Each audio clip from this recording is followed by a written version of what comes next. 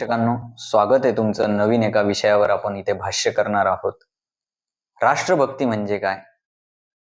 महाराज लग्न आधी कोंढाण्याचं मग माझ्या रायबाचं हे इतिहासातलं आपल्या सर्वांच्या परिचयाचं वाक्य. ते आठवतात आपल्याला तानाजी मालुसरे आणि त्यांची ती राष्ट्रभक्ती, निष्ठा आणि आपल्या कामाविषयी असलेला प्रामाणिकपणा. त्याचबरोबर आपण आझादीचा अमृत महोत्सव साजरा करतोय, त्यामुळे तुम्हाला सर्वांना स्वातंत्र्य दिनाच्या खूप खूप शुभेच्छा. माझा प्रश्न आहे की हर घर तिरंगा या उपक्रमातून शासनाला साध्य काय करायचंय? खरंच राष्ट्रभक्ती निर्माण होणार आहे का? राष्ट्रभक्ती अशी निर्माण होत नसते. जर तुम्हाला राष्ट्राच्या राष्ट्रभक्तीविषयी आणि तिरंग्याविषयी म्हणजे राष्ट्रध्वजाविषयी जर जनजागृती करायची आहे, तर तसे रीतसर कार्यक्रम झाले पाहिजे.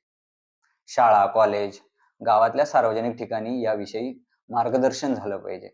इथे सर्वात मोठा प्रश्न आहे की भारतीय झेंड्याला किती रंग आहे याच्यावर सध्या गोंधळ आहे. खरंच हा उपक्रम राष्ट्रभक्ती निर्माण करणारा आहे का? खरंच औपचारिक म्हणून हा सोहळा आहे का? त्याचबरोबर आपल्याला राष्ट्रध्वज फडकवताना जी नियम आहेत ती पाळावी लागतात. मग आपण आता अमृत महोत्सव साजरा करतोय, तर जिल्हा परिषद शाळेला व काही सरकारी कार्यालयांना स्वातंत्र्य दिनाच्या 3 दिवस आधी सलग आपल्याला नियमात बसणारा राष्ट्रध्वज फडकवायचा आणि सन्मानपूर्वक तो उतरवायचा पण आहे. यामध्ये गळपेची होती हो त्यांची. खरंच त्यांना ती राष्ट्रभक्ती आहे का?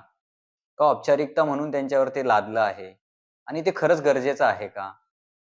यातनं खरंच राष्ट्रभक्ती निर्माण होणार आहे का? हा मोठा प्रश्न आहे. या हर घर तिरंग्यातून सरकारला साध्य काय करायचंय हा मला पडलेला प्रश्न. तुम्हाला ही माहिती कशी वाटली? तुमचं या उपक्रमाविषयी काय मत आहे? नक्की कमेंटमध्ये नोंद करा आणि अशाच नवनवीन व्हिडिओसाठी, नवीन-नवीन माहितीसाठी पाहत राहा. धन्यवाद.